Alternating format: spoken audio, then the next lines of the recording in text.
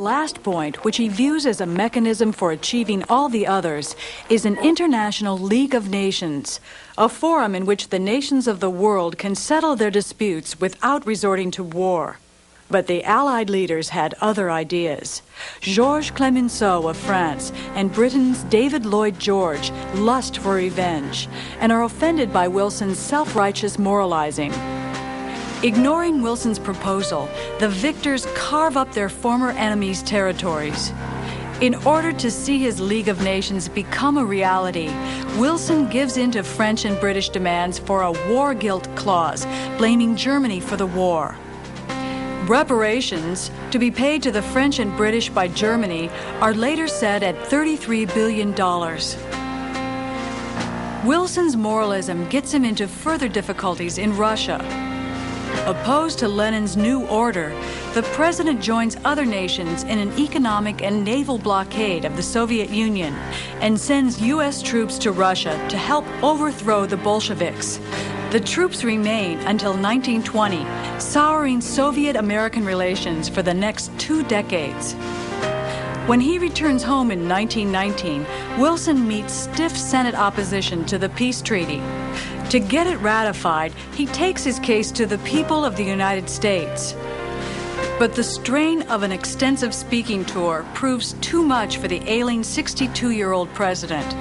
Wilson collapses from a stroke in Pueblo, Colorado in late September, and a week later suffers a second massive stroke that leaves him paralyzed on one side of his body. Wilson's stubbornness causes another paralysis. The United States never does sign the Versailles Treaty or join the League of Nations. And by 1920, the nation is facing other, more immediate problems.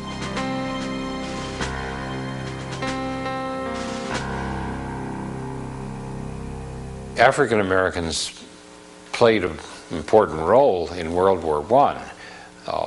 They were not usually in combat units. They were usually in auxiliary roles in the war. But they were part of the American Expeditionary Forces in France that helped win World War I. And they found that they were better received often in France, let's say in Paris, than they were in American cities. They knew that they had fought to keep the world safe for democracy, as Woodrow Wilson phrased it, and yet at home they weren't first-class citizens. And so when black soldiers came back, they were liable to be lynched, that is, to be murdered, even in their uniforms, because there was so much fear about what they would do with their renewed sense of their own humanity. Wartime inflation sends the cost of living soaring.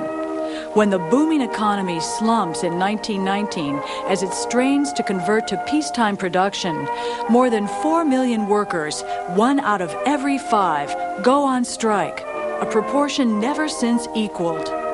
So we have economic competition after the war and also a very tense racial situation.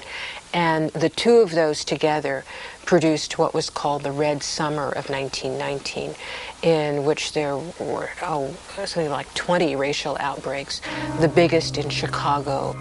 The National Guard is called in after days of shooting and fighting leaves 30 dead and more than 500 people wounded.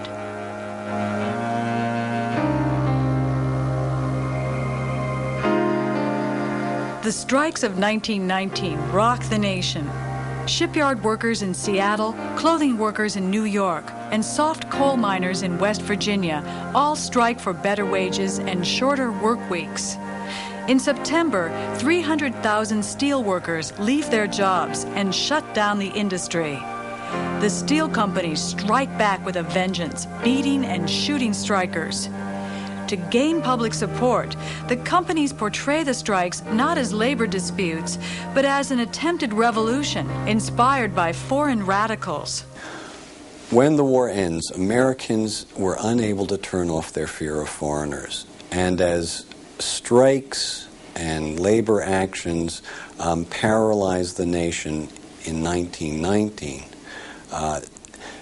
the belief became widespread that communists and socialists and other people deemed subversives or anti-American were causing problems. They are rounded up in what becomes known as the Red Scare.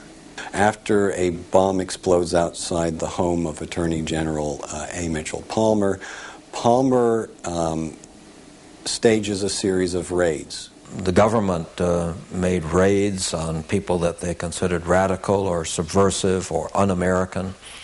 And for quite a long time, anybody who tried to criticize the government or suggest that maybe things could be done in a different way were simply denounced as un-American. Some people had been put in prison during the war for simply questioning certain things that the government was doing. So it was a time of great hysteria. The nativist sentiment peaks right after the war. Those thinking of themselves as 100% Americans are repulsed at the sight of some 800,000 immigrants stepping ashore in 1920 and 1921, most of them from Southern and Eastern Europe. Right after World War I, we get things like the KKK, the Ku Klux Klan, is an example of a largely Protestant group fearing blacks, Italians, Jews, the organization of super-American societies that praise America and want to resist anything else. So it's an exaggerated feeling of patriotism is what nativism is. The fear of foreigners unleashed by the war continues without challenge into the 1920s. In 1921, Congress passes an Emergency Quota Act to stem the flow of immigrants. Later, more restrictive legislation cuts the flood of immigrants to America's shores to a trickle for decades to come.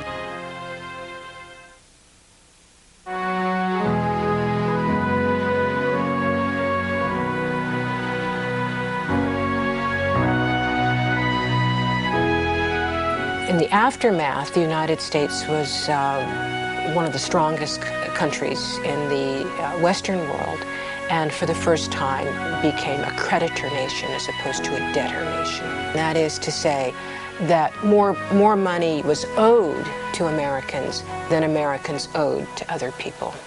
So this is the beginning of the United States becoming the premier economic power in the world. Encouraged by government wartime policies, big business is bigger than ever. Culturally, the war intensifies the deep divisions in society and fuels the resurgence of nativism.